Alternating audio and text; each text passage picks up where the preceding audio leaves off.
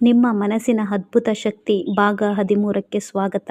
ಇವತ್ತು ನಾನು ಯಾವ ಟಾಪಿಕ್ ಬಗ್ಗೆ ಹೇಳ್ತಿದ್ದೀನಿ ಅಂದರೆ, ನಮ್ಮ ಸೂಕ್ತ ಪ್ರಜ್ಞೆಯ ಶಕ್ತಿಯನ್ನು ಬಳಸಿಕೊಳ್ಳೋದು ಹೇಗೆ ಅಂತ. ನಮ್ಮ ಸೂಕ್ತ ಪ್ರಜ್ಞೆಯ ಶಕ್ತಿಯನ್ನು ಬಳಸಿಕೊಳ್ಳುವುದು ಹೇಗೆ? ನಮ್ಮ ಮನಸ್ಸಿನಲ್ಲಿರುವ ಅದ್ಭುತವಾದ ಶಕ್ತಿಯನ್ನು ಅತ್ಯಂತ ಸಮರ್ಪಕವಾಗಿ ಬಳಸಿಕೊಳ್ಳುವುದನ್ನು ಕಲಿಯೋಣ. ನಾವು ವಿಷಯಗಳನ್ನು ತಿಳಿದುಕೊಂಡರಷ್ಟೇ ಸಾಲದು, ಅದನ್ನು ಬಳಸಿಕೊಳ್ಳಬೇಕು. ಇಲ್ಲವಾದರೆ ನಾವು ತಿಳಿದುಕೊಂಡಿದ್ದು ವ್ಯರ್ಥವಾಗಿ ಹೋಗುತ್ತದೆ. ನಮ್ಮ ಸೂಕ್ತ ಪ್ರಜ್ಞೆ ನಮ್ಮ ಭಾವನೆಗಳಿಗೆ ತಕ್ಕಂತೆ ಸ್ಪಂದಿಸುತ್ತದೆ. ನಮ್ಮ ಸೂಕ್ತ ಪ್ರಜ್ಞೆಯ ಶಕ್ತಿಯನ್ನು ಬಳಸಿಕೊಳ್ಳಲು ನಾವು ನಮ್ಮ ಪ್ರಜ್ಞಾಸ್ಥಿತಿಯ ಕಣ್ತಪ್ಪಿಸಿ ನೇರವಾಗಿ ಸೂಕ್ತ ಪ್ರಜ್ಞೆಗೆ ಸಂದೇಶಗಳ ಮೂಲಕ, ಧನಾತ್ಮಕವಾದ ಕಲ್ಪನೆಗಳ ಮೂಲಕ ನಮಗೆ ಬೇಕಾದ ಸಾಧನೆ, ಜೀವನದಲ್ಲಿ ಸುಧಾರಣೆಗಳನ್ನು ತರಬಹುದು. ಅವುಗಳಲ್ಲಿ ಕೆಲ ಸುಲಭವಾದ ಮಾರ್ಗಗಳು ಇಲ್ಲಿವೆ. ಧನಾತ್ಮಕ ಕಲ್ಪನೆ. ಕಲ್ಪನೆಯ ಶಕ್ತಿ ಅದ್ಭುತ. ನಿಮಗೆ ಮೊದಲೇ ಹೇಳಿದಂತೆ ನಮ್ಮ ಸೂಕ್ತ ಪ್ರಜ್ಞೆ ಎಲ್ಲ ವಿಷಯಗಳನ್ನು ಚಿತ್ರಗಳ ಮೂಲಕ ನೆನಪಿನಲ್ಲಿ ಇಟ್ಟುಕೊಳ್ಳುತ್ತದೆ ಹಾಗೂ ಭಾವನೆಗಳಿಗೆ ತಕ್ಕಂತೆ ಕೆಲಸ ಮಾಡುತ್ತದೆ.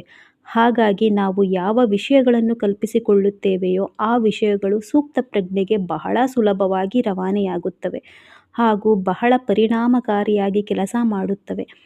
ಕಲ್ಪನೆಯಲ್ಲಿ ನಮ್ಮ ಎಲ್ಲ ಇಂದ್ರಿಯ ಶಕ್ತಿಯನ್ನು ಹೆಚ್ಚಾಗಿ ತೊಡಗಿಸಿಕೊಂಡಷ್ಟು ಸೂಕ್ತ ಪ್ರಜ್ಞೆಯ ಶಕ್ತಿಯನ್ನು ಅತ್ಯಂತ ಸಮರ್ಪಕವಾಗಿ ನಮ್ಮ ಜೀವನದಲ್ಲಿ ಬಳಸಿಕೊಳ್ಳಬಹುದು. ಈ ವಿಧಾನದಲ್ಲಿ ಸಮರ್ಪಕವಾಗಿ ಅಭ್ಯಾಸ ಮಾಡಿಕೊಂಡಷ್ಟು ನಮ್ಮ ಜೀವನದಲ್ಲಿ ಚಮತ್ಕಾರದಂತೆ ನಮಗೆ ಜೀವನದಲ್ಲಿ ಬೇಕಾದ ಎಲ್ಲವನ್ನು ಪಡೆದುಕೊಳ್ಳಬಹುದು. ಉದಾಹರಣೆಗೆ, ನಿಮಗೆ ಒಂದು ಕಾರನ್ನು ಕೊಳ್ಳುವ ಆಸೆ ಇದ್ದರೆ ದಿನಕ್ಕೆ 2-3 ಬಾರಿ ಅದನ್ನು ಈಗಾಗಲೇ ನೀವು ಆ ಕಾರನ್ನು ಖರೀದಿಸಿರುವಂತೆ ಕಲ್ಪಿಸಿಕೊಳ್ಳಿ. ಈ ಕಲ್ಪನೆಯಲ್ಲಿ ಎಲ್ಲ ಇಂದ್ರಿಯ ಶಕ್ತಿಯನ್ನು ಅಳವಡಿಸಿಕೊಳ್ಳಿ.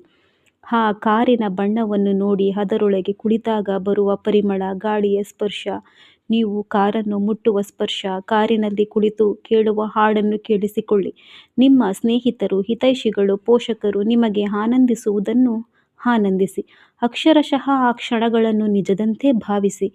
ನಮ್ಮ ಸೂಕ್ತ ಪ್ರಜ್ಞೆಗೆ ನಿಜ ಅಥವಾ ಕಲ್ಪನೆಯ ವ್ಯತ್ಯಾಸ ತಿಳಿಯುವುದಿಲ್ಲ.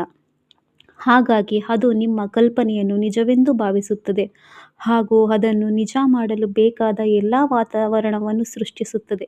ಇದೇ ರೀತಿ ನಿಮಗೆ ಅಥವಾ ನಿಮ್ಮ ಪ್ರೀತಿ ಪಾತ್ರರಿಗೆ ದೊಡ್ಡ ಕಾಯಿಲೆಯಿಂದ ಗುಣವಾಗಲು ಆ ವಿಧಾನವನ್ನು ಬಳಸಬಹುದು.